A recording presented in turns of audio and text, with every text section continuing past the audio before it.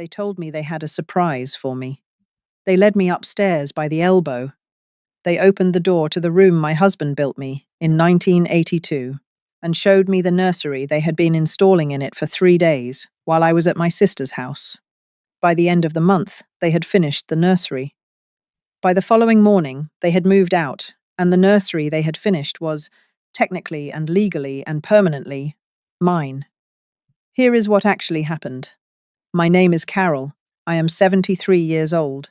My husband Robert died in 2020. He had been my husband for 46 years. He left me a modest 2-story farmhouse on 3 acres outside a small town in eastern Pennsylvania, a paid-off mortgage. A small retirement portfolio that produces enough monthly income for me to live on without worry, and a sewing room on the 2nd floor that he had built me with his own hands in 1982. The sewing room had been a gift. Robert had asked me, in the fall of 1981, what I would want if I could have any single room in our house redesigned for one purpose. I had said, a sewing room. A real one, with a window that gets afternoon light and a wall for the bolts of fabric and a small island in the middle where I can cut. Robert had said, all right. I'll build it next spring. He had built it in the spring of 1982. He had taken the small 2nd-floor bedroom at the back of the house, the one that had been our youngest son's nursery before he had aged out into a bigger room, and Robert had taken 6 weekends in March and April of 1982 to rebuild it from the studs. He had installed a wide casement window on the south wall. He had built a cutting island in the center from a piece of solid oak.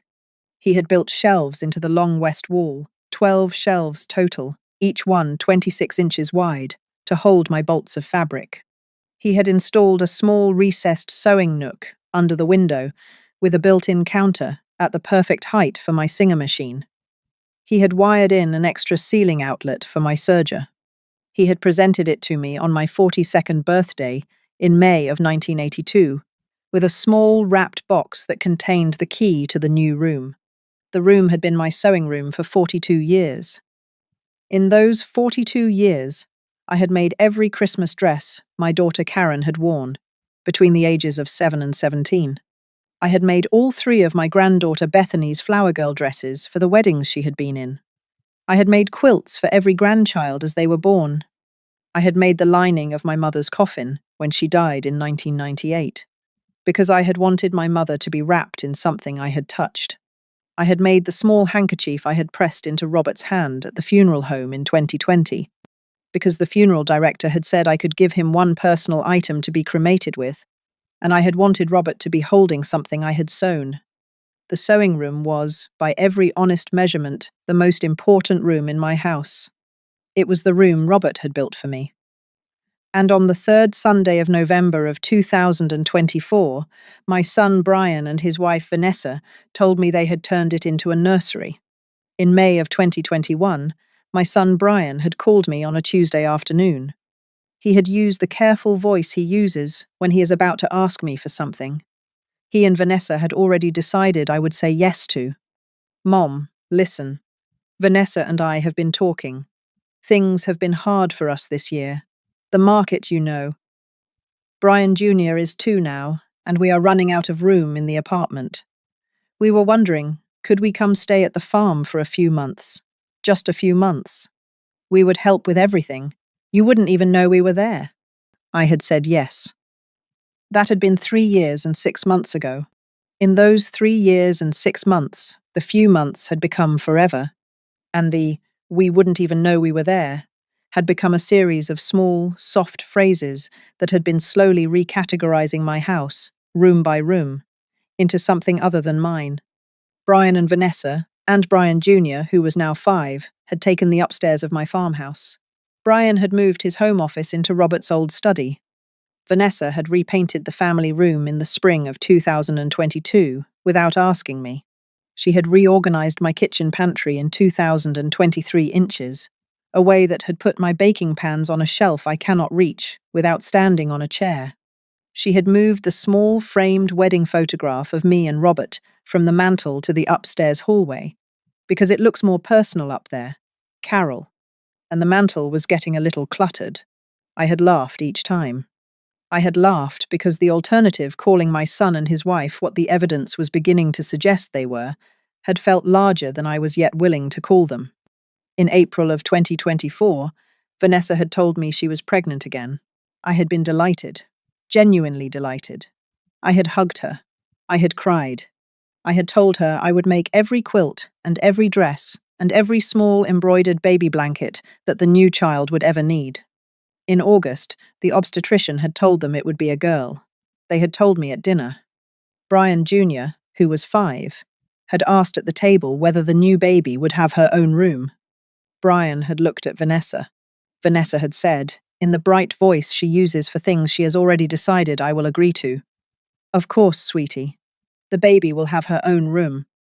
We're going to fix up one of the spare rooms upstairs for her." I had noticed one of the spare rooms upstairs. I had noticed, in that sentence, that my sewing room, which Vanessa had been calling the spare room, with the shelves since approximately 2022 had been categorized, in her vocabulary, as a spare room. I had not corrected her at the dinner table. I had simply said, "That will be wonderful. The baby will love whichever room you give her." I had thought, at the time, that they would put the baby in the small front bedroom on the second floor, which had become a sort of catch-all storage room over the years, and which was, by any honest measurement, the actual spare room in the house. I had been wrong. I had not yet known I had been wrong. I would find out on the 3rd Sunday of November. In early November, I had told Brian and Vanessa that I was driving down to spend a long weekend with my sister Margaret in Maryland. Margaret had been having a difficult autumn. Her husband had passed in October, and I had been wanting to spend a few days with her since the funeral. I had planned to leave on a Thursday morning and return on a Sunday afternoon.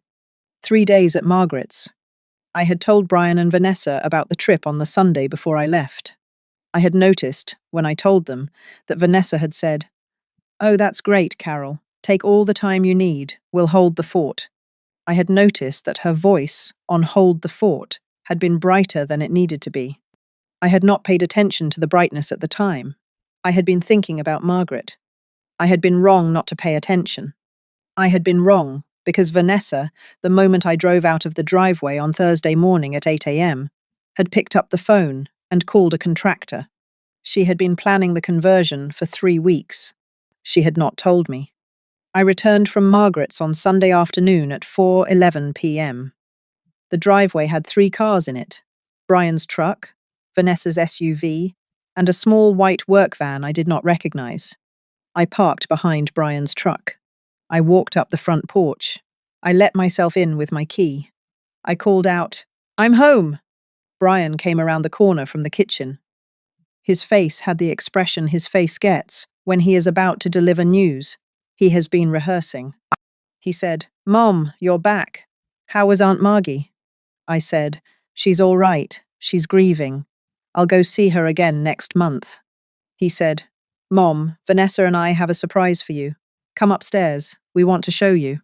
I noticed the word surprise. I noticed that he had not let me sit down. I noticed that he had not let me take off my coat. I noticed that he had not asked whether I wanted a cup of tea or whether the drive had been long. He had let me through the front door and immediately steered me toward the staircase. I followed him. Vanessa was at the top of the stairs. She was wearing a soft pink maternity sweater and the bright smile she uses when she is delivering an outcome she has been planning for weeks. She said, "Carol, come see. We've been working on this all weekend. We wanted it to be a gift for you." She and Brian led me down the upstairs hallway. We stopped at the door of my sewing room. Vanessa opened the door. The sewing room was no longer a sewing room. The cutting island Robert had built in the center of the room in 1982 was gone. The 12 shelves Robert had installed along the west wall were gone. The recessed sewing nook, under the window, Robert's most careful piece of carpentry, the one he had measured 3 times before cutting, was gone. In their place was a half-finished nursery. The walls had been painted, a soft, pale pink. There was a crib against the wall where the cutting island had stood. There was a changing table along the wall where the shelves had been. There was a small white rocking chair under the casement window where my sewing nook had been built. There were 2 cardboard boxes labelled baby clothes, stacked in the corner. There was a small framed sign on the wall that read, Madeline's room. Vanessa, I would later learn, had decided on the baby's name without telling me. The room was approximately 70% finished. The contractor, a man in his 40s whom I had not yet been introduced to, was standing in the corner holding a level. He looked uncomfortable. He had clearly been working on the room when he heard the car in the driveway and had been told to look casual. Vanessa was beaming. She said, Carol, surprise, we did the nursery. We thought, Carol, we know the sewing room was special to you, but you haven't really been using it much lately. And the baby needs a real room, and it's the perfect size, and the light is so beautiful. We wanted it to be ready before she gets here in February. We thought you would love it. We thought it would be such a beautiful gift. The baby will grow up in this room, your granddaughter, in this beautiful nursery. Right next to her brother. It's perfect. She paused. She was waiting for my reaction. Brian was watching me. The contractor was looking at the floor. I did not say anything for approximately 12 seconds. I want to tell you what I saw in those 12 seconds. I saw, in the corner of the room, leaning against the wall, the wooden cutting island Robert had built me in 1982. It had been dismantled, the legs had been removed. The oak top had been propped against the wall like a piece of plywood waiting to be hauled to a dumpster. I saw, stacked beside the cutting island, the 12 shelves Robert had built along the west wall. Each shelf had been pried off and stacked. The drywall behind where the shelves had been was visible and badly damaged, with the screw holes torn out and patches of paint stripped where the shelves had been ripped away rather than carefully removed. I saw, in the hallway outside the room, my Singer sewing machine. It had been set on the floor beside 2 trash bags. The trash bags appeared to contain bolts of fabric. The bolts had been jammed into the bags. Some of them were sticking out at angles that would crease the fabric permanently. I saw on the windowsill the only piece of the room that Robert had not built, because the window itself had been original to the house, a small can of pink paint. I noticed all of this in 12 seconds. Then I looked at Vanessa. I said, very calmly, Vanessa, sweetheart, thank you for thinking of the baby. She brightened immediately. She said, Carol, I knew you'd understand. I knew it. Brian said you might be upset, but I told him Carol is going to love it. Carol is the most generous mother-in-law I have ever met. I said, Vanessa, where are my bolts of fabric? She said, oh, we put them in trash bags out in the hallway. We were going to bring them down to the basement tomorrow.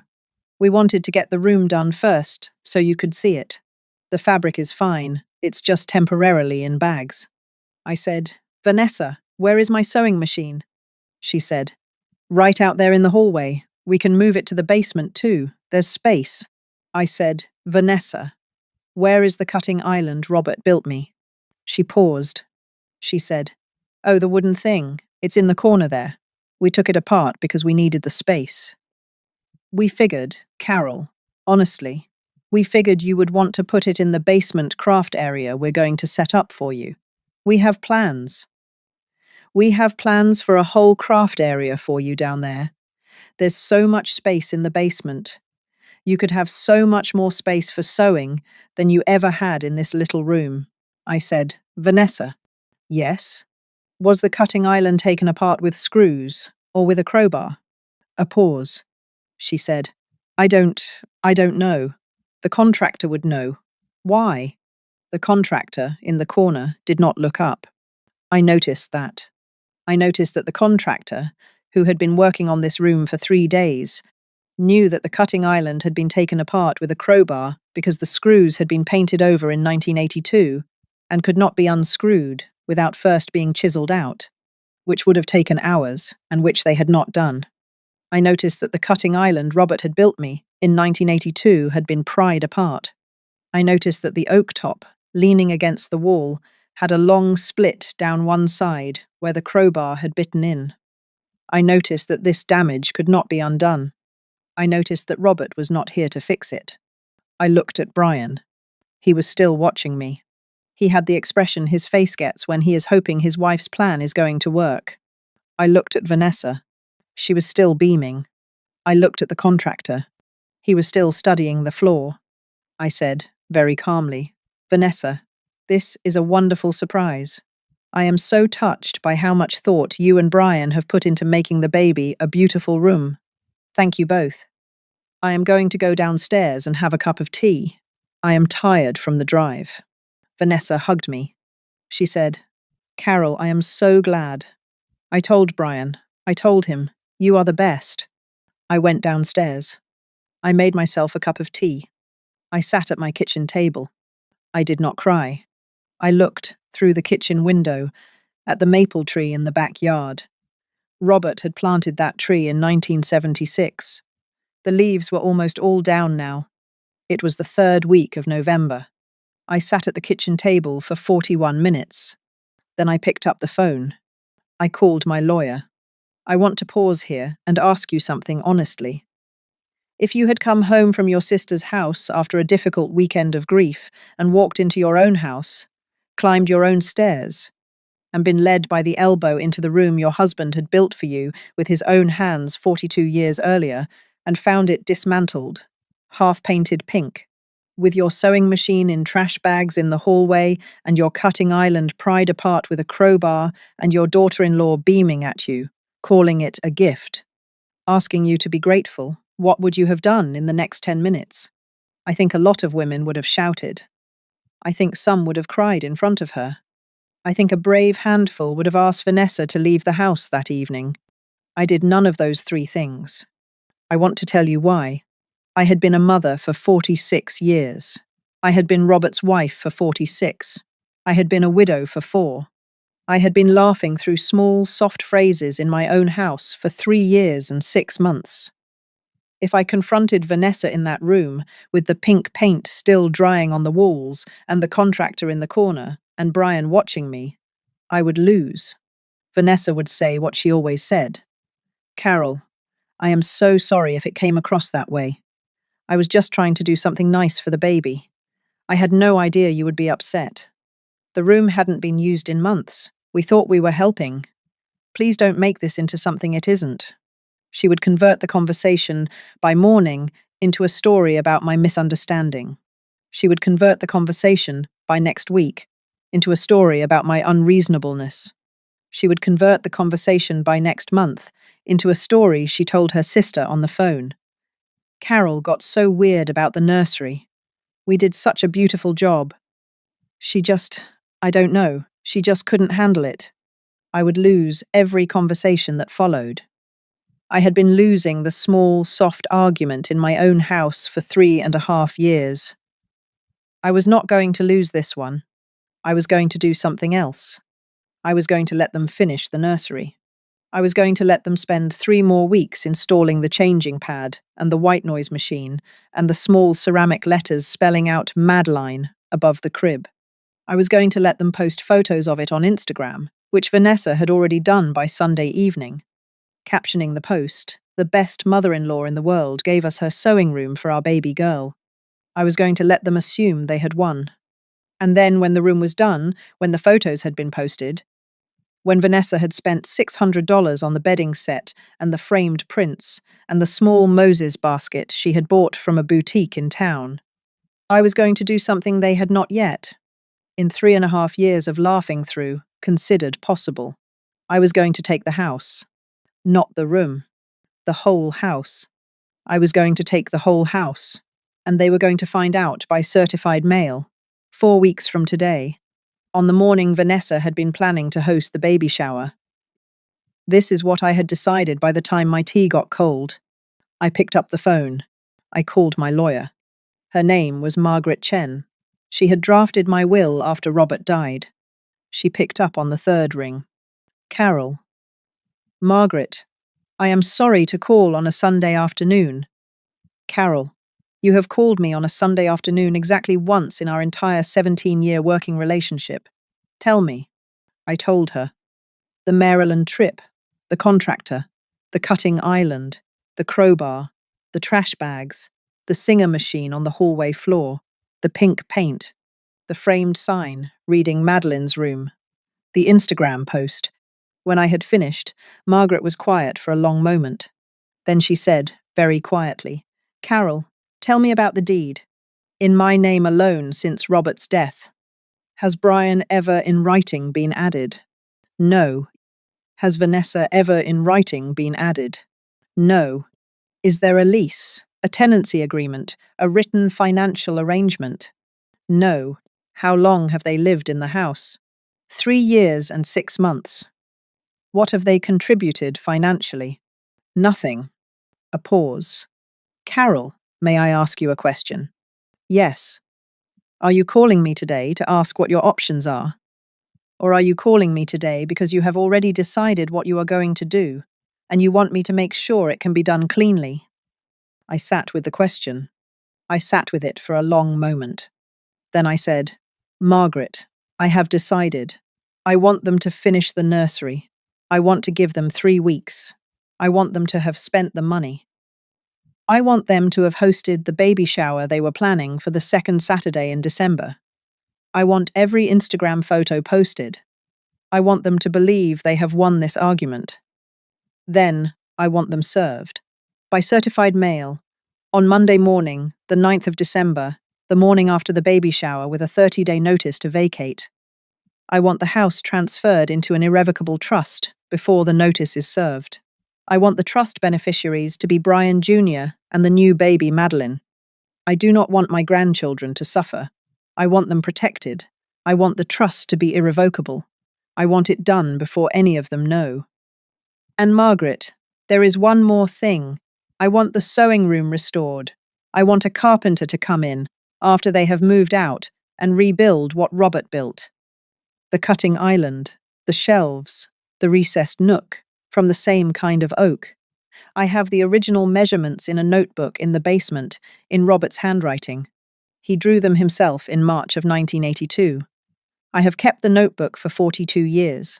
I want the room to be exactly as Robert built it. I want to be sewing in it again by April of next year. Margaret was quiet for a long time. Then she said, Carol, Robert wrote you a letter in October of 2019, 3 months before his diagnosis. I have been holding it in my office safe for 5 years and 1 month. I will bring it to your house tomorrow morning at 9. I will bring a notary. We will work at your kitchen table. By Wednesday morning, the house will be in trust. The notice will be on a calendar at the courthouse for service on December 9th. The carpenter, Robert, pre-selected one. His name is Daniel Lehman. He has been on retainer with Robert's instructions in a folder on my secretary's desk since 2019. He has agreed to do the restoration work in advance. He charges by the hour. Robert prepaid him a deposit. The folder includes a hand-drawn plan of the original sewing room, which Robert apparently kept a second copy of for exactly this reason. He drew it before he died. He gave it to me in October of 2019, along with the letter. I closed my eyes. I sat with that. I said, Margaret. Robert thought of the carpenter. He thought of the carpenter, Carol. He thought of the oak. He thought of the dimensions. He thought of the 4 weeks. We hung up. I sat at my kitchen table for a long time. I did not cry. I made myself another cup of tea. I went upstairs. I walked past the half-painted nursery. I went to my bedroom. I went to sleep at 11 p.m. I slept the way a woman sleeps when she has, for the first time in 3.5 years, decided what is going to happen next. I want to tell you about the next 3 weeks. They were the longest 3 weeks of my life. Vanessa finished the nursery. She spent another $1,700 on it. Across those 3 weeks, Margaret had asked me to keep a running tally, and she posted 4 more Instagram photos. Each one tagged, number, nursery makeover, and number, grandmama deathis room, and number, lucky baby girl. Brian, who had clearly noticed that I had not said much about the room after that first Sunday, asked me twice during those 3 weeks whether I was okay with everything. I said, of course, sweetheart. The room looks beautiful. Vanessa has put so much thought into it. He had nodded both times, relieved. Brian Jr., who was 5, came down to the kitchen one Saturday morning while I was making pancakes. He climbed onto the kitchen stool. He said, "Grandma, is the baby going to live in your sewing room?" I said, "Yes, sweet pea, for a while." He said, "Where are you going to sew now?" I said, "I'm going to set up a temporary sewing area in my bedroom for now, sweet pea. It's not going to be like the old room, but it will be okay." He nodded. He said, "Grandma, I miss the old room. I liked the shelves." I said, "I miss it too, sweet pea." He hugged me. He went back upstairs. I noticed, after he had left the kitchen, that he was the only person in my house who had asked me how I felt about losing the sewing room. I noticed that the only person who had asked was 5 years old. I made a small mental note about that. I would, eventually, write Brian Jr. a letter when he turned 18, telling him that he had been the only person at the table in November of 2024 who had asked the right question. The letter would be in a sealed envelope with my will. He would open it with his lawyer when he came into his own inheritance from the trust at age 25. Margaret arrived at my house at 9 a.m. on Monday morning, the day after I had called her. She brought a leather portfolio. She brought a notary in her car. We sat at my kitchen table. Vanessa and Brian were at work. Brian Jr. was at preschool. Margaret slid a sealed envelope across the table. The envelope was cream-coloured. Robert's handwriting on the front. "Carol, for the day you need it." I broke the seal. I read, "Carol, if you are reading this, something has happened in our house that you cannot continue to laugh through. I am sorry I am not there. I have been worried about this for a long time. I am writing this in October of 2019. I do not yet know I am sick. I have been watching Brian and Vanessa for the last 3 years, since Brian Jr. was born. I have not been able to ignore the way Vanessa has been positioning herself, slowly, to inherit more than what Brian himself will inherit. I am not blaming her for ambition. I am simply observing that the small, soft phrases she uses about our house are not the phrases of a daughter-in-law who plans to remain a guest in it. Carol, whatever has happened, you do not need to negotiate. You do not need to compromise. Margaret has the documents. The trust is ready. The carpenter is on retainer. The 30-day notice is pre-drafted. The grandchildren are the beneficiaries, the children themselves, not their parents. The trust skips Brian. It skips Vanessa.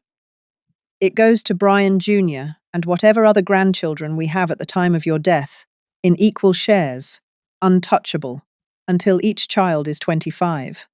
Carol, about the sewing room. I want to mention the sewing room specifically. I do not know what they will have done to our house by the time you read this. But I will say this, if anything has happened to the sewing room, you must rebuild it. Daniel Lehman will rebuild it. He has the dimensions, he has the oak. He has the deposit, he has the plans I drew. The room is to be restored exactly as I built it, in 1982. The cutting island, the 12 shelves, the recessed nook. The casement window will not need replacing. It was the only part of the room I did not build, and Vanessa's painters will not have damaged it. The window can stay. Carol, the sewing room was the only thing I ever built for you with my own hands. I built it because you asked for it. I built it because I wanted you to have a place in our house that no one else could touch. I am sorry I could not protect it while I was alive. I am leaving Daniel the means to rebuild it after I am gone. I love you. Take the house back. Rebuild the room. Sew in it. Sew until you are 90. Sew quilts for Brian Jr.'s children when he has them. Robert. I read the letter twice. I did not cry. I set it down on the kitchen table. I looked at Margaret. I said, "Margaret, he drew the plans." "He drew the plans, Carol.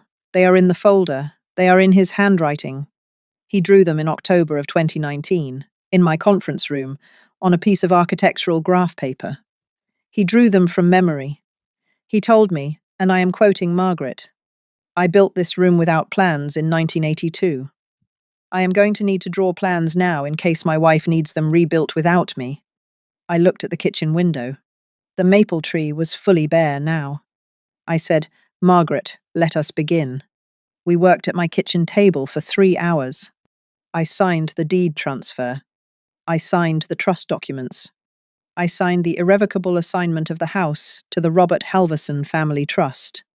I signed the activation paperwork for Brian Jr.'s sub-beneficiary structure and the contingent sub-beneficiary structure for the unborn baby Madeline. I signed the certified mail notice to vacate, addressed to Brian and Vanessa Halverson, with a 30-day timeline beginning on Monday, December 9th, at noon, the morning after the baby shower. I signed the carpenter's work order. Daniel Lehman would begin on December 15th, 6 days after the certified mail was served, while Brian and Vanessa were still in the house, packing. He would work in the sewing room while they were elsewhere in the house, with a chain of custody managed by Margaret's firm. The room would be restored by the time they moved out on January 8th. The notary stamped each document. The deed transfer was filed with the county clerk's office on Wednesday morning at 10 a.m. The certified mail was scheduled for the post office on Monday, December 9th. By Wednesday at noon, 3 days after Vanessa had told me to be grateful the house was no longer mine, it belonged to the trust. The trust belonged to the grandchildren. Brian and Vanessa had 19 days left of believing they had won. I would not tell them for 19 more days. I would let them finish. I want to tell you about the baby shower. It was on the second Saturday in December. It was the 8th. Vanessa hosted it at my house, in my living room, with 23 of her friends, her mother, her sister-in-law, 2 cousins, and a handful of women from her book club. She decorated the living room in pale pink and white. She had a small custom cake delivered from a bakery in Allentown. She had a champagne fountain, the kind you rent for $170 from a party supply store. And she had ordered a small platter of crab cakes that I noticed Brian Jr. was not allowed to eat because they were for the adults. She gave the upstairs tour at 3 p.m. She led 19 women up the staircase to my second floor. She walked them down the hallway. She opened the door of the nursery. She said, "And this is Madeline's room. Carol gave it to us. She had a sewing room here for years, but she hardly used it anymore. She wanted Madeline to have it. Isn't it perfect?" The 19 women cooed. Vanessa's mother, a woman in her early 60s named Linda, who had flown in from Florida for the shower, said, "Vanessa, sweetie, this is gorgeous. Carol is such a sweetheart." She said sweetheart, the way some women say it when they mean fool. I was in the kitchen washing punch glasses when Linda came in 5 minutes later to refill her champagne. She said, "Carol, I just want to say what you did, giving up your sewing room. That's so generous. Vanessa is just so lucky to have you." I said, "Linda, thank you. It was no trouble." Linda said, "You know, my mother-in-law would never have done that. She held on to her craft room until the day she died." I said, "Linda, some women are like that." Linda laughed.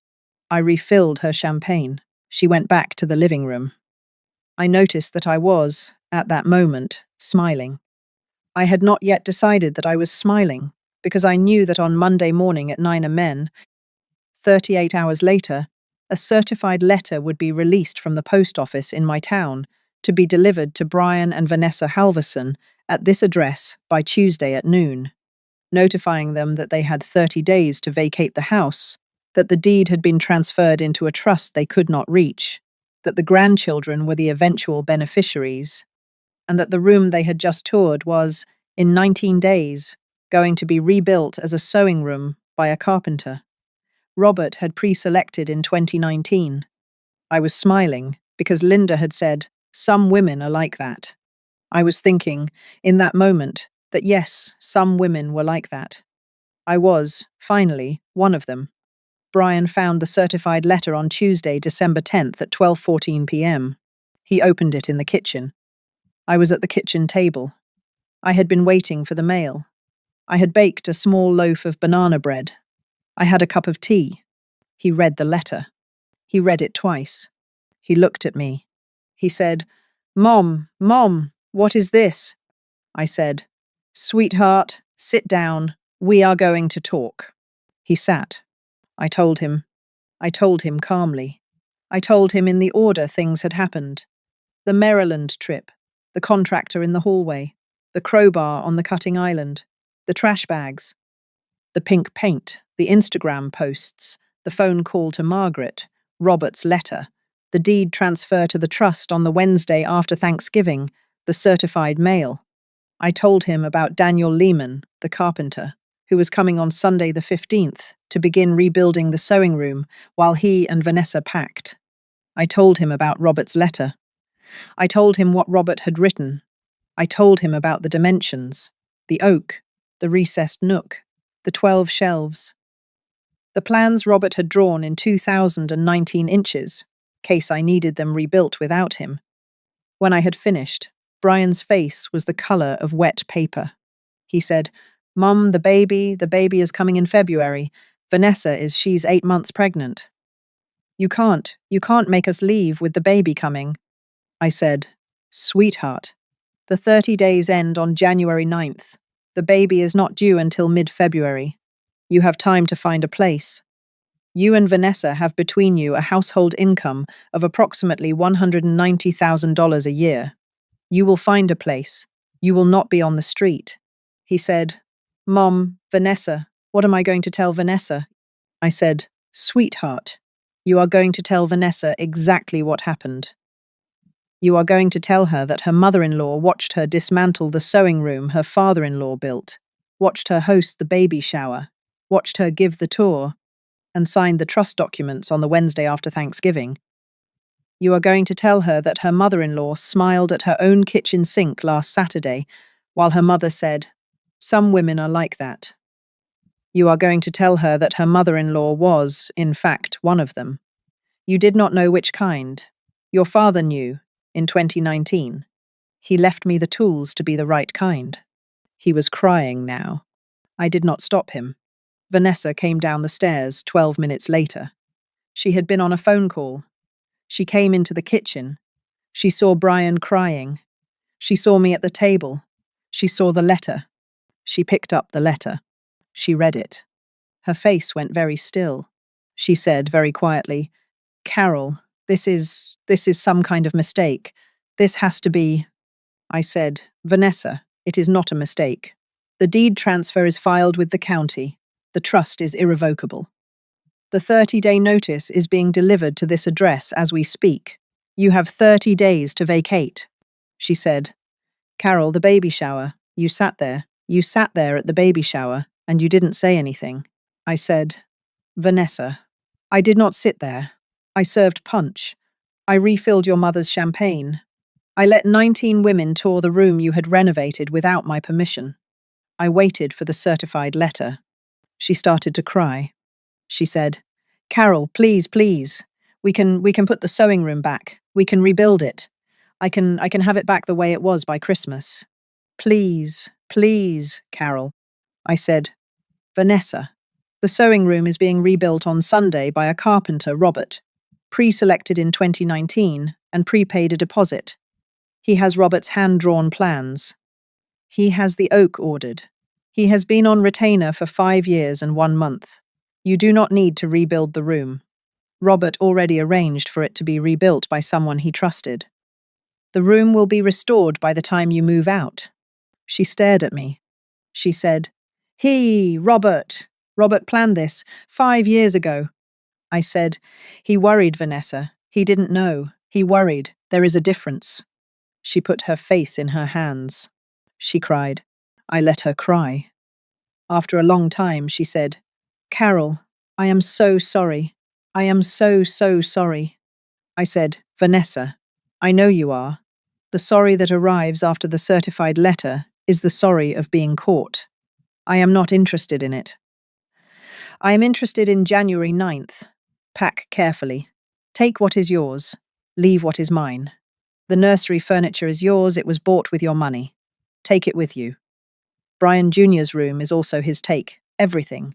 The sewing room is mine. The fabric is mine. The dismantled cutting island is mine. even in pieces. Daniel will work with what was salvaged where he can. Whatever cannot be saved will be remade from new oak.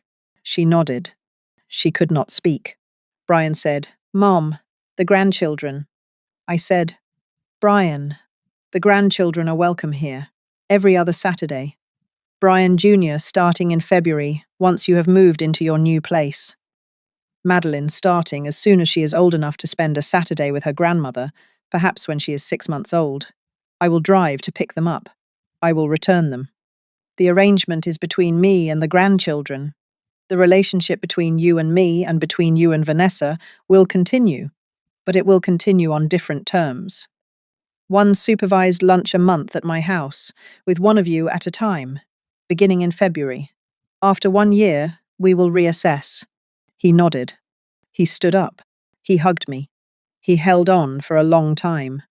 He went upstairs to tell Brian Jr. that the family was moving. I want to tell you what happened over the next 29 days. Brian and Vanessa moved out on January 8th, one day early. They found a 3-bedroom rental in town, 12 minutes from my house, for $2,400 a month. They signed a year-long lease. The landlord, whom they had never met before, agreed to a Christmas week move-in because Vanessa was pregnant and the timing was unavoidable. They packed the nursery on the morning of January 7th. The crib, the changing table, the rocking chair, the cardboard boxes labelled baby clothes, the framed sign reading Madeline's room, and the small ceramic letters spelling out Madeline above the crib were all taken with them. By 11 a.m. on January 8th, the upstairs room that had been my sewing room was empty. The walls were still pale pink. The drywall behind where the shelves had been was still damaged. The casement window was still intact. I stood in the doorway of the empty room at noon on January 8th. I looked at the pink walls. I looked at the damaged drywall. I looked at the window. I looked, in the corner, at the dismantled oak-cutting island Robert had built in 1982, still leaning against the wall. I did not cry. I went downstairs. I called Daniel Lehman. I said, "Daniel, they are gone. You can begin tomorrow." He said, "Mrs. Halverson, I will be there at 7 a.m. Daniel Lehman began work on January 9th at 7 a.m., exactly 30 days after I had stood in the doorway of the half-finished nursery and been told to be grateful. He worked for 16 days. He repainted the walls a soft cream, the same cream Robert had painted them in 1982. He repaired the drywall. He rebuilt the cutting island, using the salvageable pieces of the original oak top and replacing the splintered legs with new oak he had ordered. He rebuilt the 12 shelves along the west wall, measuring each one to 26 inches, the same dimension Robert had drawn in 2019. He rebuilt the recessed sewing nook under the window with the same built-in counter height Robert had measured. By January 25th, the room was restored. It was not identical to the original. The cutting island had a small, visible scar along one side, where the crowbar had bitten in, and Daniel had refused to sand it out because, as he explained to me, that scar is now part of the room's history, Mrs. Halverson. I'd rather leave the proof that it survived than pretend it never happened. I had thought about that for a moment and had agreed. I had moved my singer back into the recessed nook on January 26th. I had unpacked the trash bags of fabric and reshelved the bolts onto the 12 new shelves. By February 1st, the sewing room was a sewing room again. I had made my first new project a small quilt for the baby Madeline, and finished it by mid-February, 3 days before Madeline was born. I gave Madeline the quilt when she was 4 days old. Brian had brought her over to my house. He had been quiet. He had let me hold her. He had let me give her the quilt. He had said, "Mom, the quilt. It's beautiful." I had said, "Sweetheart, I made it in the room your father built me." Tell Madeline, when she is old enough to understand, that the quilt was made in the same room she was supposed to grow up in. Tell her that the quilt is the room. Tell her that the room is her grandmother. He had nodded. He had cried, a little. He had taken Madeline home. That night, I sat in Robert's reading chair in the living room. I had a cup of tea. I had the small notebook. I had started keeping the morning after the half-finished nursery, and I wrote one line. They turned my sewing room into a nursery and told me to be grateful. So I let them finish, and I learned, at 73, that the most generous thing my husband ever did for me was the 3 hours he spent in a lawyer's office in October of 2019, 6 weeks before he knew he was sick, drawing the plans for a room he had built me 37 years earlier, and then never wanting to need to rebuild. Sometimes dignity does not arrive with shouting. Sometimes it arrives in a sewing nook, restored on a Tuesday morning in January, with a small, visible scar along the oak that nobody is going to sand out. I closed the notebook. Outside, the maple tree was bare. The singer was in its nook. The shelves were full again. The room was mine. It will stay that way.